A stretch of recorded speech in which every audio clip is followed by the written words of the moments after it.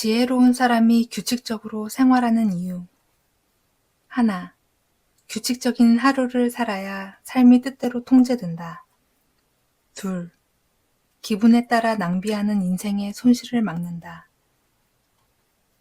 기분이 나쁘면 아무것도 하기 싫은 게 사람이다.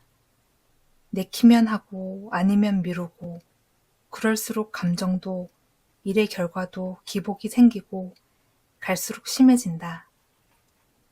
스스로 정한 규칙이 이러한 기복을 안정화한다. 무기력하고 우울한 감정이 삶을 방해하는 것을 막아준다. 생활 패턴을 지키는 것이 자기 감정을 컨트롤할 수 있는 도구가 되는 셈이다. 하루의 생활을 다스릴 줄 알면 자기 자신을 다스릴 줄 아는 것과 같다. 인생을 내 의지대로 통제하는 건 하고 싶다고 하루아침에 되는 것이 아니다. 이런 연습이 되어야 인생에서 방황하지 않고 앞으로 나아갈 수 있다. 방황은 쉽지만 통제는 어려운 법이다. 조바심을 내다가 이를 그르치지 말길.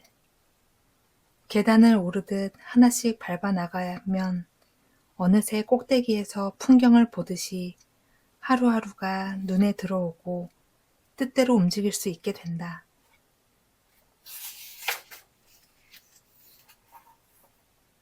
말 잘하는 사람 특징 9가지. 1. 요점만 짧게 얘기한다. 서론을 길게 늘어놓거나 장황한 설명을 하지 않는다. 본론만 요약하여 짧게 말한다. 2. 이유, 근거를 댄다. 이유가 없는 말은 논리적이지 못하다. 근거 없는 주장은 혼자만의 착각에 불과하다는 걸 안다. 3. 적절한 예시를 든다. 예시를 들어서 알맞은 비유를 하거나 알기 쉽게 비교를 한다. 4. 상대방 말을 경청한다. 말을 잘하려면 먼저 잘 들어야 한다. 대화의 기본은 상대방을 향한 존중이기에. 5. 말을 끊지 않는다. 상대의 말을 계속 중간에 끊는 짓을 하지 않는다. 존중의 기본적인 태도란 것을 안다. 6. 과하지 않다. 오버하지 않고 아는 척하지 않고 지어내지 않고 흥분하지 않는다. 담백하려고 노력한다. 7. 선을 지킨다. 절대로 무례한 말을 하지 않는다. 항상 말을 가려서 하고 상대에게 신뢰가 되는 말을 조심한다. 8. 오지랖, 참견, 충고, 조언하지 않는다. 쓸데없는 참견을 결코 하지 않는다. 이런 말은 상대가 원해서 스스로 요청할 때만 한다. 9. 말이 새지 않는다. 말을 못하는 사람은 대화하다가 가지치기 하거나 옆길로 새서 딴 얘기를 한다. 말을 잘하는 사람은 주제를 벗어나지 않는다.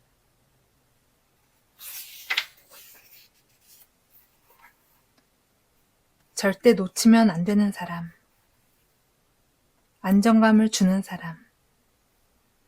자존감을 지켜주는 사람. 말과 행동이 일치하는 사람. 마음이 놓이는 사람. 기쁠 때 자기 일처럼 기뻐해 주는 사람. 힘들 때 끝까지 곁에 남는 사람. 선을 넘지 않는 사람. 잘못은 인정하고 사과하는 사람. 보답할 줄 아는 사람. 먼저 나눌 줄 아는 사람. 무조건 내 편인 사람. 지금 떠오르는 그 사람. 스스로가 떠오른다면 잘 산 인생이지만 이는 다른 사람이 떠올려야 의미가 있는 것이라 자신이 떠오르는 건 의미가 없다. 이처럼 다른 사람에게 생각나는 사람이 되는 것이 좋다. 내가 먼저 그런 사람이 되면 내 주변에도 이와 같은 사람이 자연스레 많아질 테니까. 만약 성격상, 사정상 그러기 어렵다면 적어도 먼저 나에게 다가와 그런 사람이 되어준 이에게 고마워하고 최선을 다해 보답할 줄 알아야겠다. 그런 사람은 알게 모르게 행복을 가져다 준 사람이기에. 좋은 사람에게 나 역시 좋은 사람이 되는 일이고 삶을 아름다운 색으로 함께 물들이는 일이기에.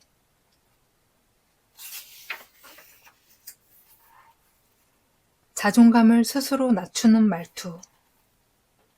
첫째, 반사적으로 사과한다. 툭 하면 미안하다고 한다. 반사적으로 사과부터 나온다. 쉽게 사과하는 것이 반복되면 오히려 쉽게 신뢰를 잃는다.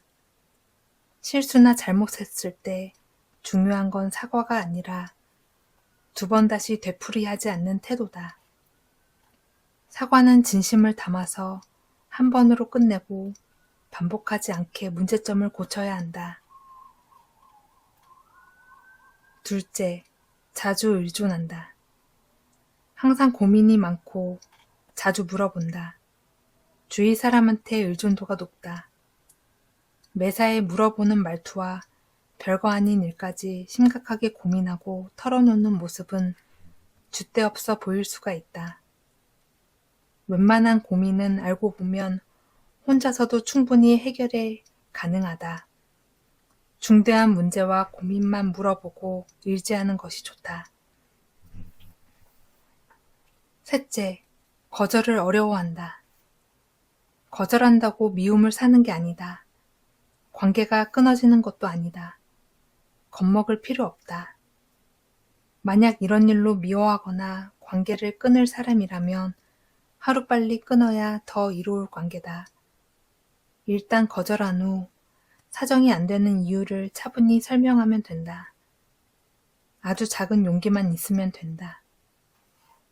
자존감을 스스로 낮추는 말투를 멈추고 자기 비하와 자기 부정을 멈추자. 내가 나를 믿지 않으면 온 세상이 적이 된 기분으로 살아야 한다. 타인의 것은 과대평가하고 내 것은 과소평가하는 안 좋은 습관을 버려야 한다.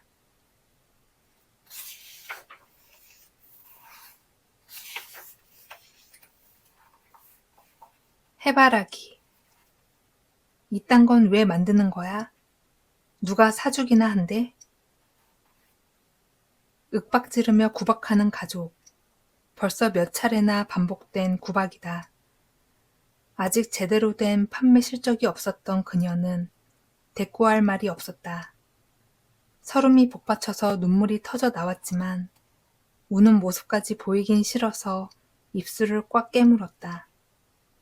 어찌나 세게 깨물러 버텼는지 입술 사이로 피가 났다. 눈물을 대신이라도 하듯 빨간 피가 방울방울 떨어졌다. 그녀에겐 작은 꿈이 있다. 손수 만든 꽃으로 생계의 보탬이 되는 것. 그녀는 꽃을 무척 좋아했다. 꽃을 보면 마음이 진정되고 형형색색의 아름다움에 금세 퐁당하고 빠져버렸다. 특히 보존화를 좋아했는데 프리저브드 플라워라 불리는 보존화는 생화를 특수 처리하여 형태를 3년 이상 그대로 유지하는 꽃이다. 그러나 그녀는 장사에 소질이 없었다. 마음이 여렸기 때문에 보존화를 만들려면 비싼 돈을 주고 생화와 재료를 사서 그 생화를 갖가지 특수한 보존 처리를 하고 일일이 다시 바구니나 상자 모양에 맞게 재배치해서 꾸며야 했다. 생화는 일주일이면 시들지만 보존화는 3년 이상 유지가 가능했다. 생화로 3년을 유지하려면 몇 번이나 생화를 사야 할까? 비교가 불가능했다. 그런데도 그녀는 주변에 꽃이 뭐 이리 비싸냐? 라는 한마디에 생화값만 받고 넘기기 일쑤였다. 그러려면 시간과 정성도 많이 들었고 재료값도 만만치 않았다. 팔 때마다 재료비와 인건비도 못 건지고 적자를 보는 사업이었다. 조금이라도 남기고 팔아야 하는데 마음이 약해서 비싸단 말에 다음에 또 찾아주겠지 하면서 넘기고 말았다. 그러니 별 수 없이 생계의 보탬이 되기는커녕 도리어 짐이 되어버렸다.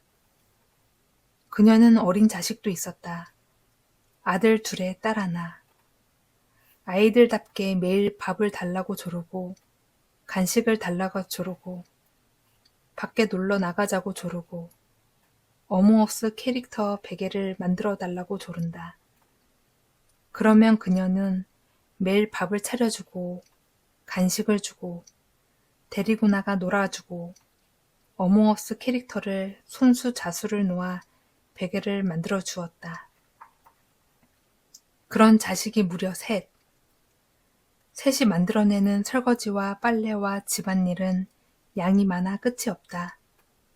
그녀는 무한한 집안일도 해내며 틈틈이 시간을 짜내어 꽃을 만들었다. 꽃을 팔기 위해 밤잠을 쪼개가며 공부하고 인스타그램 계정도 만들었다. 하지만 그런 노력이 무색하게 여전히 손님은 없었다. 꿈을 품고 도전한 지 어느덧 1년. 아직도 세상에서 알아주는 이는 없었다. 가족마저 손가락질하며 무시했다. 그녀는 매일매일 고된 일상을 반복했고 몹시 외롭고 불안했다. 그럼에도 불구하고 그녀는 용기를 잃지 않았다. 그럴수록 집안일과 수제꽃을 만드느라 성치도 않아 작은 손을 더 세게 꼭 하고 쥐었다. 그녀는 지지 않았다.